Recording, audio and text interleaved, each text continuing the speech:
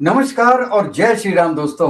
आज हम बात करेंगे सरहद पार से यानी पाकिस्तान और उसके तथाकथित आजाद कश्मीर से, जहां दोस्तों अब आजादी सिर्फ बोर्ड और बैनर पे बची है, जमीन पे तो उसकी कोई वास्तविकता आज की डेट में है ही नहीं। और मैं बताऊं, पाकिस्तान में जब भी कोई संकट आता है तो वहां के नेता काम पे लगने के बजाय सबसे ज्यादा एयरपोर्ट की तरफ भागते हैं ताकि दुनिया के सामने कटोरा फैलाया जा सके। आज के एपिसोड में हम यही बात करेंगे कि पीओजेके में चल रहे इलेक्शंस और वायलेंस का पूरा सच क्या है, इस्लामाबाद को एक पूरा कंटेनर सिटी क्यों बना दिया गया है, और अल जजीरा और इंटरनेशनल मीडिया को पाकिस्तान में बैन करने के पीछे क्या साजिश है, और पाकिस्तान बोर्ड का वो कौन सा नया मास्टर प्लान है जिसे सुन के आप अपनी मुस्कान नहीं रोक पाएंगे। दोस्तों, तो ये वीडियो बहुत ही ज्यादा इंटरेस्टिंग होने वाला है और फैन पैक्ड होने वाला है, इसलिए अंत तक जरूर बने रहिएगा। दोस्तों चलिए बात शुरू करते हैं 5 अगस्त से, जो कल थी। हर साल आपको पता है 5 अगस्त आते ही पाकिस्तान गवर्नमेंट को अचानक, भाई साहब अचानक, कश्मीर की इतनी याद सताने लगती है मानो उसकी पूरी कंट्री की इकोनॉमी इसी एक मुद्दे पे टिकी हुई हो। पूरे इस्लामाबाद में बड़े बड़े बैनर्स टांग दिए जाते हैं, रैलीज निकाली जाती हैं और नाम क्या रखा जाता है, यौमे इस्तिसाल। मतलब इंडिया ने आर्टिकल 370 क्या हटाया, इनके पेट में दर्द परमानेंट ही हो गया है। इमरान खान के जमाने में हुक्म आता था, आपको याद होगा, कि 5 मिनट के लिए सब दफ्तरों के बाहर खड़े हो जाइए। पहले तो कहा था 1 महीने तक खड़े रहिए, उसके बाद 2 दिन के बाद सब खत्म हो गया। अब 5 मिनट धूप सेकने का बहाना लोगों को मिल जाता था, अपना बाहर घूमते रहते थे। लेकिन 5 अगस्त का नाटक करने वालों से ये पूछिए कि पीओजेके यानी पाक ऑक्युपाइड कश्मीर में खुद क्या कर रहे हैं आज की डेट में। यहाँ आपको पता है कि लेजिस्लेटिव असेंबली का इलेक्शन का एक तरीके से नाटक चल रहा है, और अब पूरे इलेक्शन को एक लाइन में अगर कोई भी बोले तो ये लोकतंत्र के नाम पे, ऊंट के नाम पे जी रहा है, जिसकी डेमोक्रेसी है और उससे ज्यादा क्रैकडाउन। ये सिलसिला 5 जून से शुरू हुआ था दोस्तों, जब पाकिस्तानी हुकूमत ने जेएसी को बैन कर दिया था। आपको पता है, ज्वाइंट एक्शन कमेटी। शुरुआत में ये मुद्दा क्या था, महंगाई, आटा, बिजली, इन सब के बारे में था। लेकिन फिर बवाल उन 12 रिफ्यूजी सीट्स पे शुरू हुआ जो असेंबली में उन नेताओं के लिए रिजर्व्ड है, जो एजेके में रहते ही नहीं है, लेकिन फैसला वहीं लेते हैं। 2024 में भी सब्सिडी को लेकर प्रोटेस्ट हुए थे। 2025 में 15 मौत की आधिकारिक पुष्टि हो चुकी है दोस्तों, और इस बार जेसी का दावा है कि झड़पों में कम से कम 100 लोग मारे गए। 100 लोग मारे गए। और दूसरी तरफ जो सो कॉल्ड एजेके पुलिस है, उसके आईजी लियाकत अली खान ने कहा है कि भाई साहब कि ये जो ये आपका अल जजीरा, उसको उन्होंने इंटरव्यू दिया और उन्होंने कहा कि हमारे केवल 7 जवान मारे गए हैं और 200 से ज्यादा घायल है। यानी कि दोस्तों आपको तो पता ही है, दोनों तरफ के जो आंकड़े हैं बिल्कुल फर्क है, सच्चाई बाहर आ नहीं रही है। और ये देखिए, अपने ही आवाम पे गोली चलाई जा रही है। और हद तो तब हो गई जब डिफेंस मिनिस्टर ख्वाजा हाफिज ने ऑन रिकॉर्ड जहर उगलते हुए कह दिया कि I put the protesters of POJK in the same category as India and consider them as enemies। यानी मैं पीओजेके के प्रदर्शनकारियों को भारत की कैटेगरी में रखता हूं और उन्हें अपना दुश्मन मानता हूं। लीजिए साहब, जो अपने हक के लिए रोटी और बिजली मांगे वो सीधा आपका दुश्मन हो जाता है। इसे कहते हैं उल्टा चोर को द्वार को डांटे। अपने घर में आग लगी है और इल्जाम सीधे भारत पे मढ़े जा रहे हैं, ये आपने देखा होगा। अच्छा, आगे की बात करते हैं। असली मजा यहीं से शुरू होता है दोस्तों। जब पीओजेके में बवाल बढ़ा तो क्या हुआ, अल जजीरा ने ग्राउंड रिपोर्टिंग की, मुजफ्फराबाद में इलेक्शन बॉयकॉट और लोगों की आवाज दुनिया को दिखाई, सुनाई। और पाकिस्तानी हुकूमत ने इसका जवाब कैसे दिया, इंफॉर्मेशन मिनिस्ट्री ने बयान जारी करके कहा कि जलजीरा की रिपोस्टिंग जो है वो येलो जर्नलिज्म है, और उन्होंने अल जजीरा इंग्लिश को पूरे पाकिस्तान में रेस्ट्रिक्ट कर दिया। वाह जी वाह, अपने घर में आग लगी हो तो आप उस आग को दिखाने वाले कैमरे को ही तोड़ दे और कह दे जी आग तो लगी नहीं। यही इनका दोस्तों बड़ा पुराना घिसी पिटी प्लेबुक है उनकी। दुनिया को दिखाएंगे शांति का चेहरा और अंदर से मीडिया का गला घोट देंगे। यही होता आ रहा है। और आज रिपोर्ट भी यही कहती है कि कोई भी जर्नलिस्ट, चाहे वो लोकल हो या इंटरनेशनल हो, अगर इस्लामाबाद, लाहौर या कराची से बाहर निकलकर पीओजेके या बलूचिस्तान जाना चाहे तो सरकार से एनओसी लेना पड़ता है। और जाहिर है एनओसी सिर्फ उसी को मिलता है जो सरकार के हक में बात करे। और आप ये देखिए, राजधानी जो है उनकी इस्लामाबाद, उसका हाल देखिए। पूरा शहर इस वक्त कंटेनर सिटी बन चुका है। इमरान खान की पार्टी पीटीआई और अपोजिशन पार्टी की एक मतलब रैली का ऐलान किया है, उसके कारण पूरे शहर को लॉक कर दिया जाता है। और पहाड़ों पे, सड़कों पे शिपिंग कंटेनर्स की पूरी दीवार खड़ी कर दी जाती है। ये तो आपने कई बार देखा होगा। और अभी जो इनके खैबर पख्तूनख्वा के जो चीफ मिनिस्टर हैं अफरीदी, उन्होंने कहा है कि भाई वो 27 सितंबर को निकलेंगे जो है वो बचाने के लिए इमरान खान को। तो इमरान खान की बहन अलीमा कहती है कि साहब आपको 1.5 महीने का समय चाहिए, क्यों? निकलना हो तो कल निकलो ना, हम तो निकल रहे थे जल्दी, आपने तो पूरा आके प्रोग्राम ही कैंसिल कर दिया। तो वो बहुत नाराज हैं अफरीदी साहब से। अब देखिए क्या होता है, हो सकता है उन्होंने ये गवर्नमेंट के कहने से या आर्मी के कहने से किया। और आपको पता है इस पूरे लॉकडाउन में पाकिस्तान के जो डीजी ISPR हैं वो टीवी पे आके सबसे बड़ा अपना बहुत ही गर्व के साथ फरमाते हैं कि भाई साहब इंडिया और अफगानिस्तान हमसे जेलस हो रहे हैं। अरे भाई कोई इनसे हाथ जोड़ के पूछे जेलेसी किस बात की? क्या आपके इन खूबसूरत कंटेनर से हम जलेंगे या आपके इस चरमराते सिस्टम से हम जलेंगे भाई?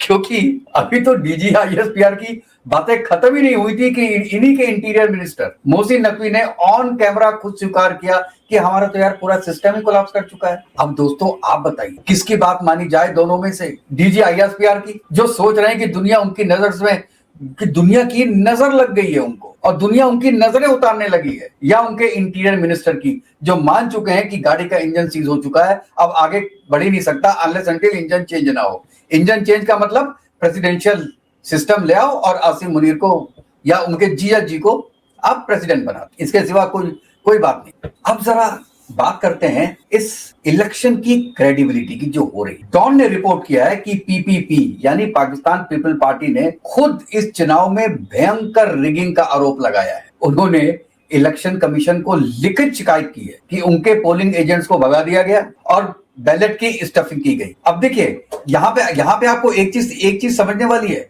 कि यही रीजन है कि इंडिया के जो भी अपोजिशन पार्टी है वो चाहती है कि बैलेट बॉक्सिंग से हो, जिससे कि आधा बैलेट बॉक्स वो चुरा के भाग जाए, और जब आप करोगे तो बीजेपी भी करेगी। बूथ कैप्चरिंग जब केवल आप करोगे तो बीजेपी भी करेगी, भाई क्यों नहीं करेगी? वो बेवकूफ थोड़ी ना, दही जमा के थोड़ा ना बैठे मुंह में। आप जानते हैं कि अगर ईवीएम से हुआ तो आप हार जाओगे, क्योंकि एक्चुअली जनता आपको चाहती नहीं। आप जीत केवल ऐसे ही सकते हो, या तो बैलेट चुरा के, और या जैसे जेंजी का प्रोटेस्ट आप आज करा रहे हो गलत बातें करके, या तो उस तरीके से। दो में से केवल एक ही तरीका है भाई साहब कि वो कांग्रेस या कोई भी दूसरी पार्टी इस वक्त आ सकती। और मतलब यह है कि आप ये आगे बढ़िए।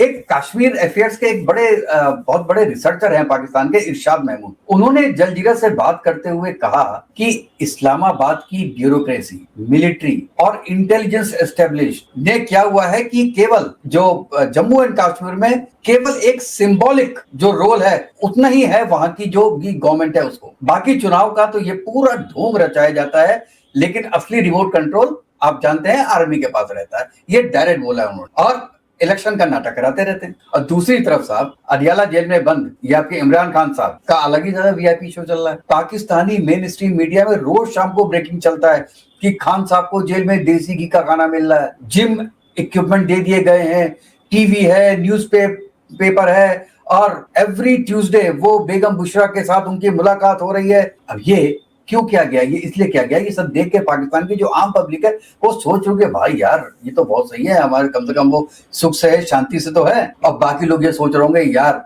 1-2 केस करो, जेल में जाओ, कम से कम यार खाना तो मिलेगा, वहां पे कुछ तो मिलेगा यार। लेकिन दोस्तों रियलिटी ये है कि इंटरनेशनल आउटलेट्स की रिपोर्ट्स ये बोलती हैं कि ये सिर्फ पब्लिक का ध्यान भटकाने के लिए प्रोपेगेंडा है, ताकि POJK में जो लोग मर रहे हैं उनकी खबरें दब जाए। कैसा लोग है यार। अब चलिए थोड़ा सा हल्का फुल्का मोड़ लेते हैं अपनी बातों में। इसी हफ्ते खबर आई है कि वही इंटीरियर मिनिस्टर मोहसिन नकवी, जो PCB पाकिस्तान क्रिकेट बोर्ड के चेयरमैन भी हैं, उन्होंने प्लान बनाया है कि पाकिस्तान अब दूसरे देशों को क्रिकेट सिखाने की तैयारी कर रहा है। भाई साहब अरे पहले अपनी टीम को अमेरिका और जिम्बाब्वे से जीतना तो सिखा लो, वैसे अभी वेस्टइंडीज से जीता है ये बात सही है, फिर दुनिया को मास्टर क्लास देने जाना। वैसे भी इसी देख के हमारे यहाँ एक इम्पोर्टेंट और मशहूर कहावत है कि घर में नहीं दाने अम्मा चली भुनाने। खुद की टीम का बेड़ा गर्क हो चुका है, लेकिन ज्ञान बांटने का शौक पूरा है। और ये सिर्फ क्रिकेट में नहीं है, इनकी इकोनॉमी का भी यही हाल है दोस्तों। आज के दिन में पंजाब गवर्नमेंट इनकी बड़ी बड़ी बातें कर रही है कि हम सड़कों से भिखारियों को हटाएंगे। चलिए तो बड़ी अच्छी बात है कि आप भिखारियों को हटाएंगे, इंडिया भी हटाता है, लेकिन भाई साहब उन हाई प्रोफाइल बेगर्स का क्या करोगे जो कोट पैंट और टाई लगा के IMF जाते हैं, वर्ल्ड बैंक जाते हैं, अमेरिका जाते हैं, गल्फ कंट्रीज जाते हैं। आपको पता है कि अभी पाकिस्तान के PM शहबाज शरीफ आर्मी चीफ 2 दिन के लिए सऊदी अरेबिया के दौरे के लिए रवाना हुए हैं। अब वो क्या करेंगे वहां जाके? और ये दुनिया जानती है कि जब भी ये जोड़ी किसी देश की प्राइवेट माफ कीजिए किसी देश की फ्लाइट पकड़ती है ना, तो भाई साहब खाली हाथ नहीं लौटती है। अब मकसद वही पुराना होता है, या तो पुराना कर्जा माफ कराओ या नया लोन ले आओ। भाई साहब इन्होंने तो चाइना को भी चकमा दे दिया। चाइना ने सीपक के जो 28.1 बिलियन का डेट वापस मांगा, तो पाकिस्तान ने कहा कि भाई साहब 1.4 बिलियन ले लो और बाकी साहब जो है आप हम थोड़ा सा जो है बाद में देंगे आप।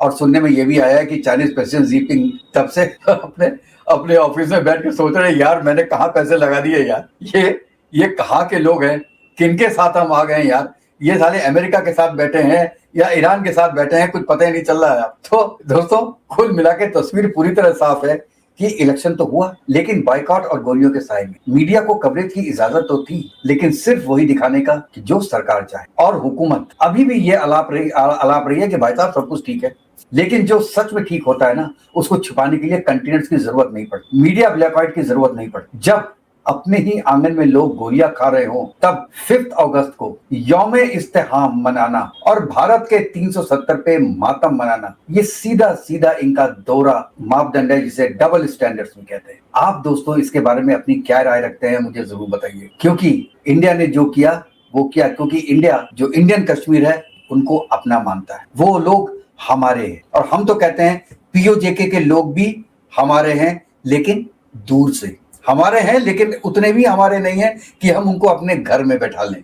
आप दूर से रहिए, खुश रहिए, स्वस्थ रहिए, लेकिन हमारे घर पे आके स्वस्थ बनने की जरूरत नहीं है, क्योंकि हम जानते हैं कि आप अगर हिंदुस्तान में मिल गए तो इंडिया को एक नहीं, ये दूसरा बांग्लादेश होगा जिससे इंडिया को संभलना पड़ेगा। और ये बात मैं बिल्कुल फैक्ट बता रहा हूं दोस्तों, इतने ये चीज सबको ख्याल में रखनी चाहिए। जो लोग ये बोलते हैं कि पीओजेके एक दिन हिंदुस्तान का हिस्सा होगा, मैं उनसे हमेशा ये बात बोलता हूँ, कितनी बार धोखा खाओगे यार। एक बार पूरा पाकिस्तान बनवा दिया तुमने हिंदू मुस्लिम के नाम पे, फिर तुमने बांग्लादेश बनवा दिया कि यार कम से कम बांग्लादेश तुम्हारे साथ बैठेगा, क्योंकि बांग्लादेश को तुमने आजाद कराया है पाकिस्तान से। लेकिन 50 साल भी नहीं हुए दोस्तों, 50 साल के अंदर ही रंग दिखाना शुरू कर दिया, क्योंकि खून ही ऐसा है। तो जो बांग्लादेशियों का खून है भाई साहब, वही खून तो पाकिस्तान ऑक्युपाइड जम्मू कश्मीर के लोगों में है, जिनमें आधे से ज्यादा पंजाबी हैं। मैं पाकिस्तानी पंजाबी की बात कर रहा हूँ दोस्तों। आप उन पे कैसे विश्वास कर सकते हैं? बंगालियों ने तो 50 साल वेट कर लिया, ये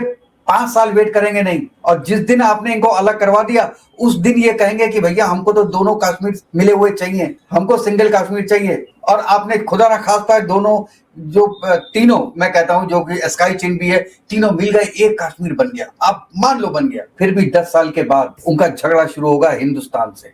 हम पानी बंद करेंगे क्योंकि फिर पानी कश्मीर से आएगा, फिर समस्या शुरू होगी हिंदुस्तान की, क्योंकि मुस्लिम ब्रदरहुड तो रहेगा ना, पाकिस्तान उनको मना लेगा, तो अब वो लोग मान भी जाएंगे। भाईचारा है, सबको 72 मिलनी है, हमको तो नहीं मिलनी 72 भाई, उनको मिलनी है, तो वो दोस्त है आपस में, तब पलट जाएंगे पता नहीं चलेगा दोस्तों। तो अगर आपको आजाद कराना भी है तो भाई साहब दूर से ही आजाद कराओ, कि आप पूछ रहे हो अपने घर में, हम पूछ रहे हैं अपने घर में, इससे ज्यादा कुछ नहीं। हमें एटलीस्ट मेरी अपनी थिंकिंग है कि हमको पीओजेके का एक आदमी नहीं चाहिए हिंदुस्तान में, और ना ही पीओजेके का एक इंच भी एरिया चाहिए। हमारे पास जो है हम उसी में खुश हैं। अरे यही मुश्किल से समझ रहा है यार, पहले यह तो संभाल लें, उसके बाद आए करेंगे। पाकिस्तान की सबसे बड़ी गलती ये रही थी कि जो उनके पास हिस्सा था उसको संभाल नहीं पाए, और जो हिस्सा उनके पास नहीं था उसके लिए लड़ाइयां कर रहे हैं। पूरी कंट्री खत्म कर ली, 4 वॉर कर ली हिंदुस्तान के साथ, केवल उसके लिए जो उनका कभी, अब वो जानते हैं मन में कि उनका कभी हो ही नहीं सकता। इंडिया प्लेटर में रख के दे देगा क्या? और हम तो प्लेटर की बात कर रहे हैं कि अगर पाकिस्तान प्लेटर में रख के पीओजेके तुमको दे दे तो भी हाथ जोड़ के माफी मांग लेना कि मुझे माफ कर दो, इसको अपने पास ही रखो, हमारे पास ना रखो, हमको उससे कोई मतलब नहीं।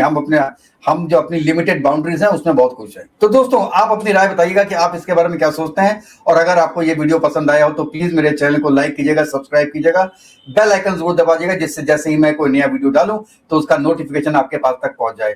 तो नेक्स्ट वीडियो तक दोस्तों, जय हिंद, जय भारत, वंदे मातरम, खुश रहिएगा।